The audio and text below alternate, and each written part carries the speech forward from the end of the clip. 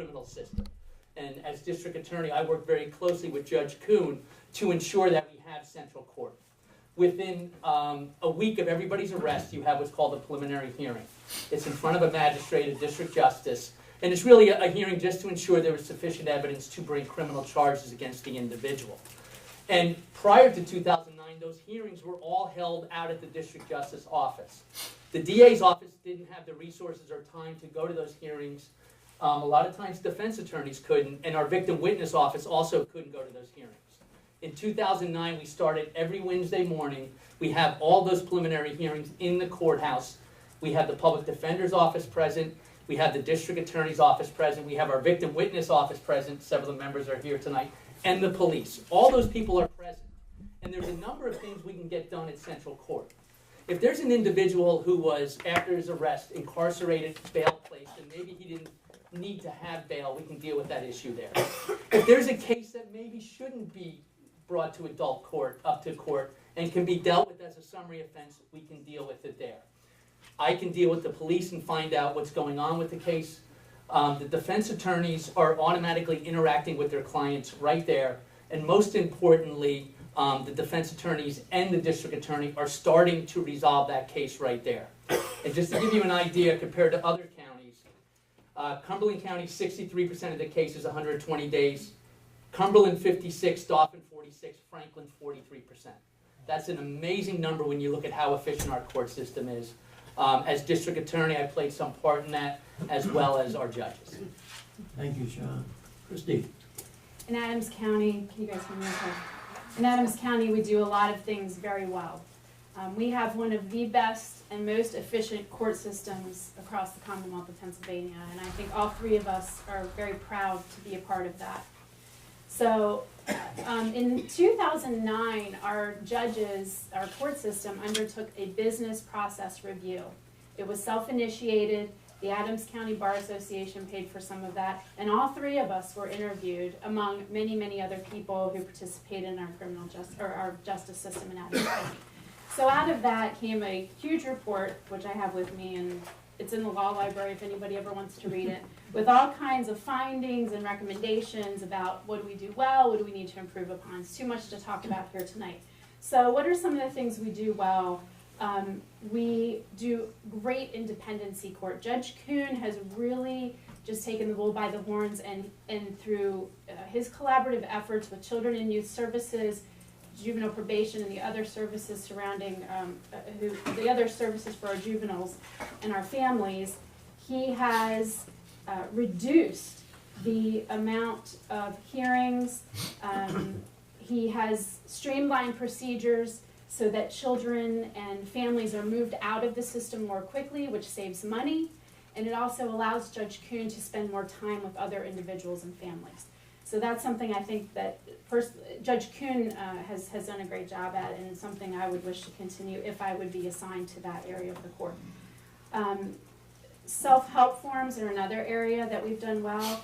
Both Matt and I, being on the Family Law Committee, we've worked on those forms. They're forms for people who either don't want to have counsel or they can't afford counsel, but yet they want to get a divorce, or they want to get a protection from abuse order, they want to do a name change, they want alimony potentialite, something like that in the family law area. And there are also self-help forms for tax assessment appeals, license suspension appeals, and applications for counsel in juvenile and orphans courts. So that's something we do really well, and as a judge I would want to expand that, because I think that giving people access to our court system is paramount. Not everybody can afford a lawyer. I have a lot of people who come into my office, and I bet Matt does too, they say, Christy, I really, I need help, but I can't afford your retainer fee. And so I have a reduced fee consultation, and with the self-help forms, I can at least maybe help them fill them out and get them filed and at least get the ball rolling to get them the help that they need. So I think that's something we do great. And as Matt mentioned, in family court, Judge Bigham goes through a lot of cases. And I won't be redundant about that, but it is a gargantuan schedule. It is challenging, and if I am elected judge, I want to balance that with making sure people have their day in court, because people need to be heard. They want to be heard, and I think that's important too, to balance that with our due process rights of all of our litigants. Thank you. Thank you, Christy.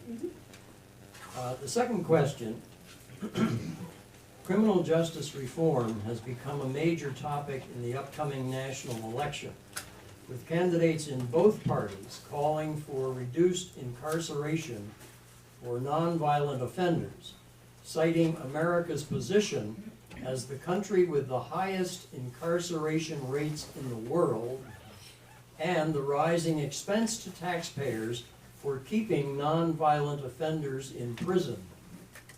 Judges are responsible for providing and approving individualized sentences for criminal defendants, and therefore play a key role in the prison rates in Adams County and at the state level. What is your position on sentencing alternatives for nonviolent offenders in Adams County? More specifically, what is your position on establishing so-called treatment courts in Adams County in an effort to reduce the prison population, reduce recidivism, and reduce costs to the taxpayers? Sean, you want to start? It's a great question. It's a question that the Criminal Justice Advisory Board, which is a group of a number of players in the criminal justice system, have been dealing with and will deal with in the future. I think it's important, before we answer that, to look at what we've accomplished so far. And as District Attorney, I'm proud to say that I've been involved with a number of these programs. In regards to mental health issues, and the real two big issues we're dealing with are mental health issues and drug and alcohol issues. In regards to mental health issues, we've established what's called the Forensic Mental Health Partnership. It's a mouthful. Really what it is it's those individuals that have serious mental illness and for one reason or another are incarcerated or have criminal charges filed against them. And it is a partnership. It involves MHIDD, mental health, intellectual disabilities. It involves probation. It involves a district attorney's office. It involves defense attorneys and the judges. And those individuals that should not be in jail are diverted from jail. They are given a caseworker from MHIDD and a probation officer specially trained, and they are provided the services they need to ensure that their mental illness doesn't cause them to continue to commit crimes. In the juvenile realm, we have what's called the Juvenile Mental Health Diversion Program, what we call JUMP, almost like the Mental Health Partnership. It also is a specialty court, diversionary court that Judge Kuhn has set up, and it acts exactly like an adult specialty court.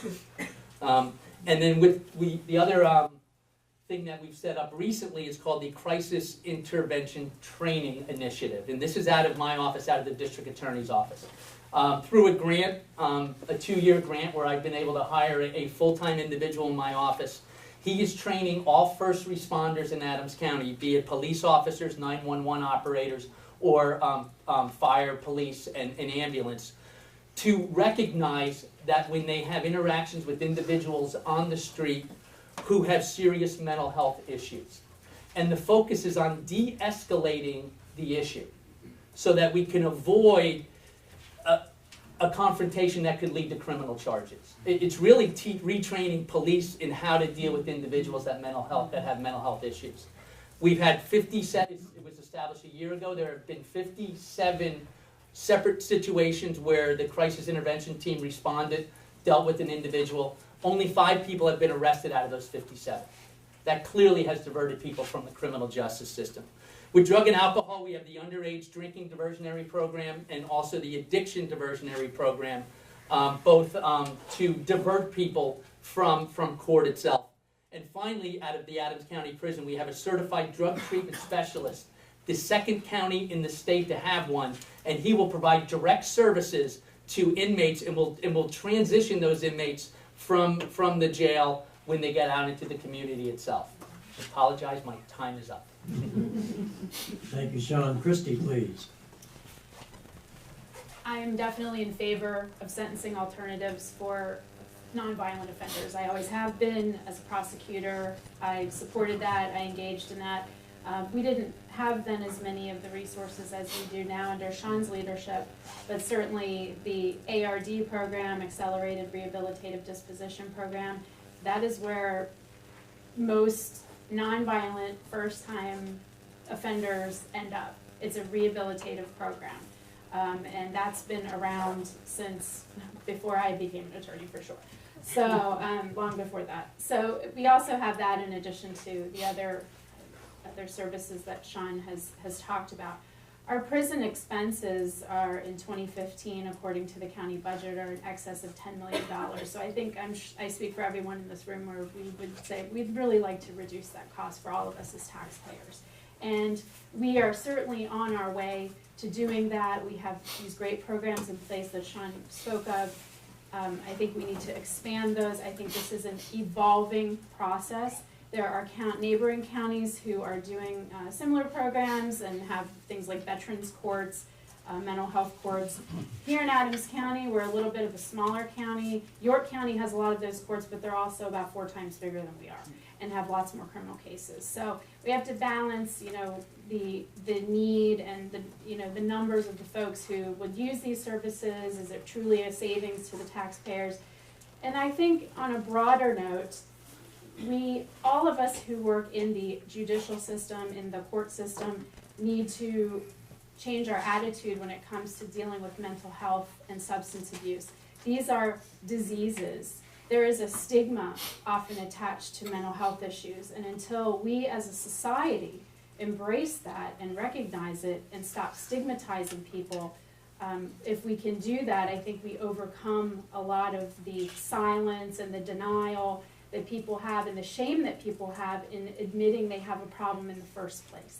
Because asking for help is a really hard thing to do for a lot of people. I bet everyone in this room probably knows someone who's struggled with a mental health issue or substance abuse issue. I have clients now who are struggling with that, with heroin addiction. Their children are addicted to heroin. It's a tough issue, and it's something that I care about. I became a lawyer because I care about people. And if I'm elected judge, I would do everything in my power to immerse myself into someone's situation, understand it, and try to make sure that the resources are available for people who want help to get the help that they need, so we can avoid recidivism and we can have people function as productive members of our society. That, I think, is paramount, especially in our criminal justice system and our juvenile system. Thank you, Christy. And Matt, please. One of the things that surprised me in this campaign is from the get-go, I was getting questions from parents and families who have children or relatives who end up in the criminal justice system due to mental illness or drug addiction, and so it's a concern that crosses all types of families, all ideologies, all levels of wealth. Families across this county, across this Commonwealth are dealing with this issue. Over half the states in this Commonwealth now have treatment courts. And those are big counties and small. I think Potter County has a treatment court. And we're talking about veterans courts, DUI courts, drug and alcohol courts, mental health courts. You don't necessarily have to set up all of these courts as separate entities. And in a smaller county, you could have them set up as a combination of things. For instance, the Veterans Court could be part of the Mental Health Court. The DUI and Drug Treatment Court could be combined. I think the evidence is very clear that these types of courts and treating these cases in these special courts make our community safer. It reduces recidivism. It keeps mentally ill and drug addicts out of prison where they shouldn't be. I mean, it really serves no purpose to put a drug addict or someone with a mental illness in prison at all. I mean, there's no deterrent, effect for putting these people in prison. So I support the creation of these courts.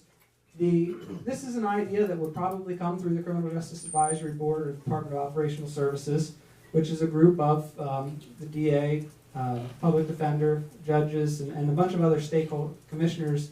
And it will have to be a combined effort of the judges and the commissioners, most likely, and the DA to buy in to get this set up. There will be an initial cost to getting mental health professionals or addiction specialists involved. And this county needs to understand what these courts do, that this this initial cost is worth it in the long run because it'll save money. York County estimates just on direct costs savings of over $1 million last year, and that's they are a bigger county, but that's before you even take into account some of the public health savings, just generally of getting people who need treatment.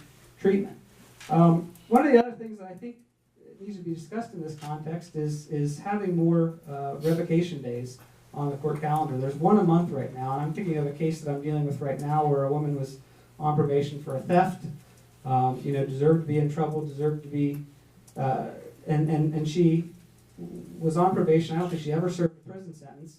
She had a DUI, she has some mental health issues, and she's been sitting in prison for 3 weeks because there's not a probation revocation day.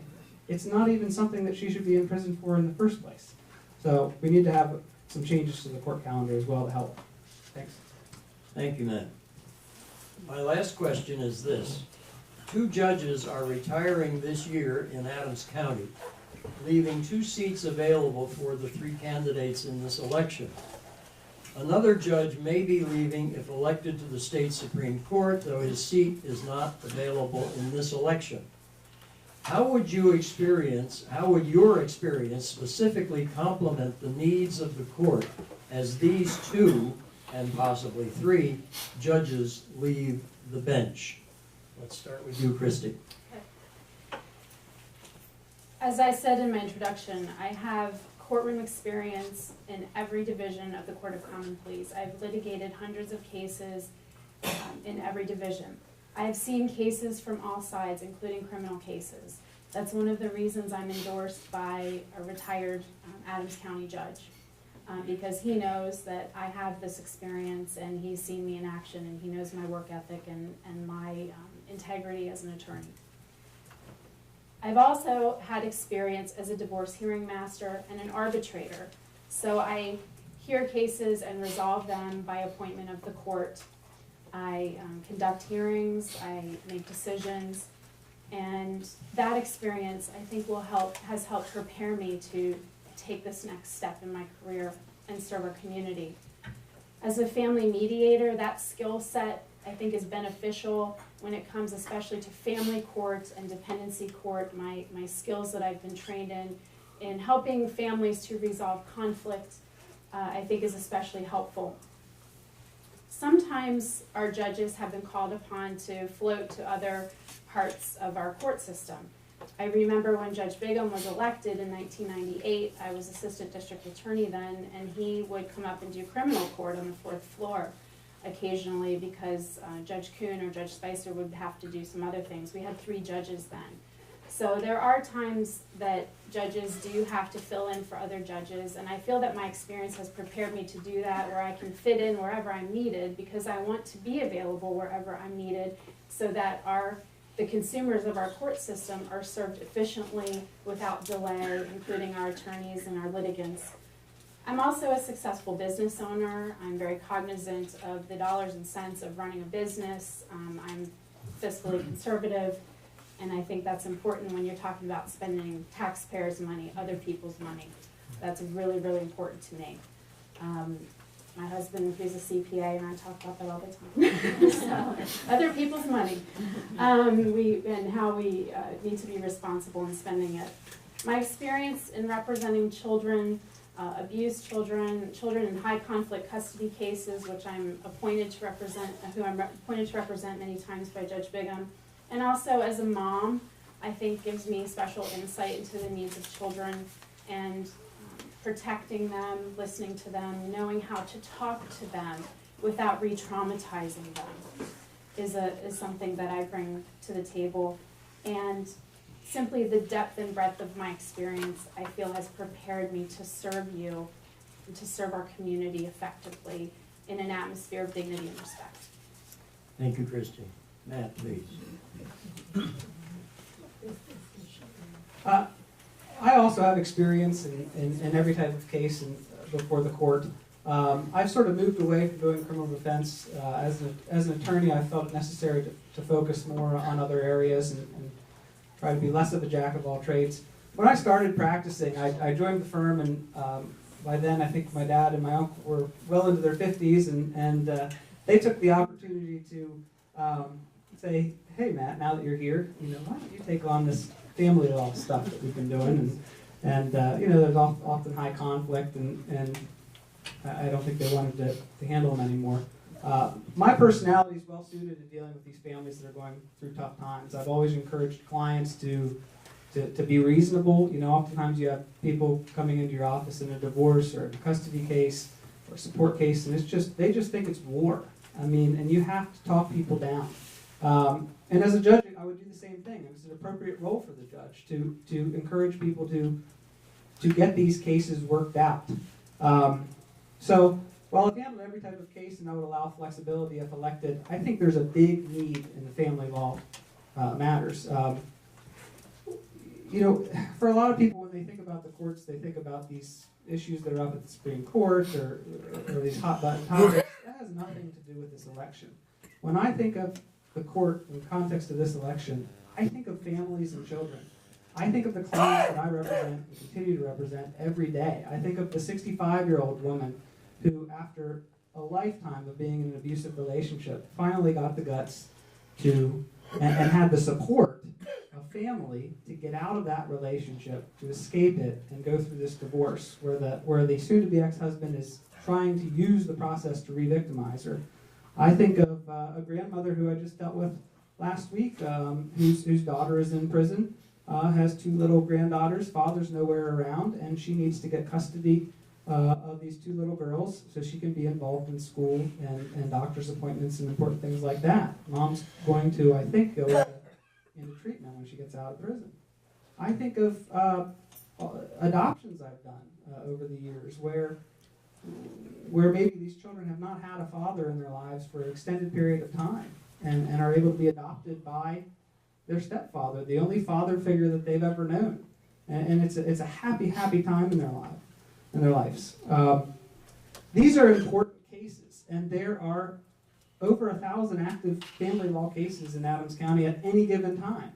And emergencies and custody cases and support cases and divorces come up all the time.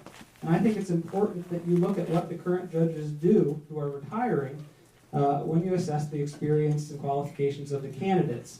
And I think, as I said, I'm well suited to step in that role of Judge Bigham and handle these family law cases. Thank you. Thanks, Matt.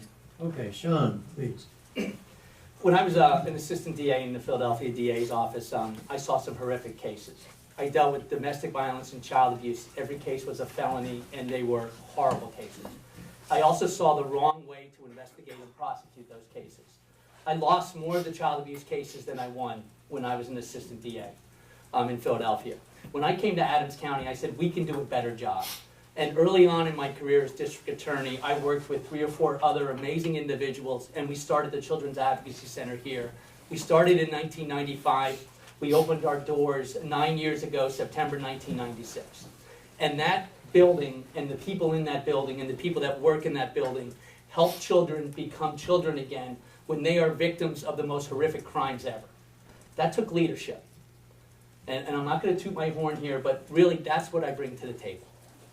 As district attorney, I have the ability to really deal with policy issues, and I've been doing that for the last 12 years. I have the ability to be a leader in our county, and I have decision-making qualities also. As an attorney, you represent a client, and you give advice to that client, but the client makes the decision. As the district attorney, I'm the chief law enforcement officer in the county. I really have the ultimate decision as to who gets arrested and who doesn't. I have the ultimate decision as to how do we handle a case. Do we take a case to trial or don't we? And I have the most horrible job you can have in the world.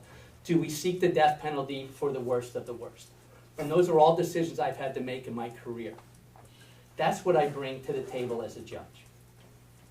This year, I had a tough decision to make. We had 2 judges retiring. I knew Judge George was running for the Pennsylvania Supreme Court. There was a real possibility we were going to lose 3 of our 4 judges. I'm up for district attorney this year. And late last year when Judge George told me he was running for the Supreme Court, it really helped me make my decision.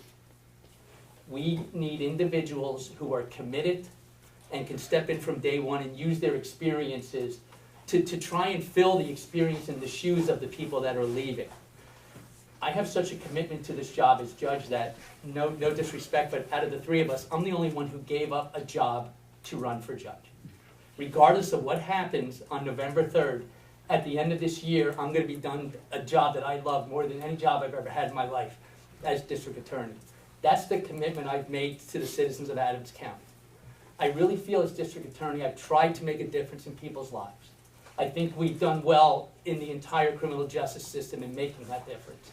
And I think I can take that experience, those life experiences, to the bench and really continue that public service and try and make a difference in people's lives in this county. Thank you. Thank you, Sean. Thank you, all three of you. Your responses are more thoughtful than my questions. That's a good thing. That's a good thing. Now, folks, the floor is open for your questions, and I would ask only two things. One, fashion your questions so that all three of our candidates can respond to them, please. The other thing I would ask of you is to be civil. I know who you are. If you're not civil, I'm going to come to your house. All right. Okay. Who has a question? Yes, please.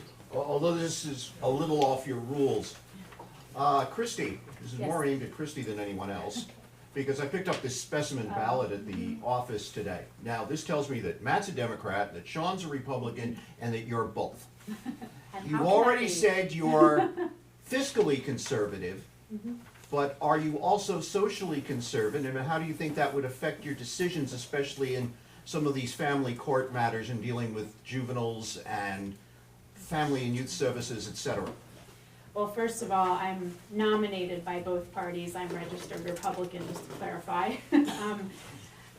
I'm not sure what you mean by socially conservative. You see, socially conservative, which we would traditionally think of as the Republican, quote, family values over that of Democrats.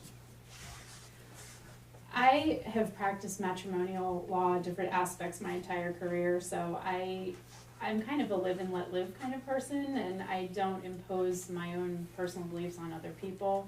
If someone's coming to me for a family law matter, if it's a divorce or custody situation or whatever, I'm gonna apply the law to the facts at hand. That's my job as a judge. Whatever the facts are, and every case is different. Whatever the facts are, I do it now as a divorce hearing master. I'm gonna apply it to whatever the law is that binds me and render a decision. So it's my personal views or beliefs in that respect are really irrelevant because I have to follow the law based on the facts that are in front of me, and as we all do. Matt, Sean, do you want to say anything at all about party orientation as it relates to judgeships? I think Christie said it as best she can. As we take an oath of office, and the oath is to uphold the Constitution of Pennsylvania and the Constitution of the United States. And really, we have to uphold the laws, and it's a simple formula. You look at the facts of a case, you judge the credibility of the individuals that presented those facts, you determine what the truth is, and you apply the law to the facts and to the truth, and you make a decision. And whatever your outside influences are, whatever your personal beliefs are, they should have no bearing whatsoever on that process or on that decision. Matt, you want to say anything? Yeah, I guess I'll step into this. Listen, we are, as candidates, judicial candidates, stuck in this political system, and we shouldn't be. I mean, it's not the way to elect judges. But here we are, and you know, I'm the only Democrat at the table. I've tried to reach out to the Republicans. I think I've done a good job of reaching out to Republicans in this election. And we continue to reach out to Republicans. I always defy people when they ask me that, and say I'm not going to vote for you because you're a Democrat, and say, you know, in a divorce or custody or support case, you really are taking evidence, dealing with factors, and applying them to the evidence. And I know the law in those areas. I never think of any of those things in terms of Republican and Democrat. But you know, it's a reality in this county that Republicans outnumber Democrats. We see that the Republican judicial candidates are already advertising under Fred Snyder's column in the paper. You know, I was really, it was disheartening as a candidate to sit there at the polls in Franklin too on election day and see the File Martin people handing out that list of, here's your Republican judicial candidates. I mean, I sat there all day and I knew so many people in Franklin County because they were in the Gettysburg School District, people I grew up with, families that our firm has represented over, you know, over half a century.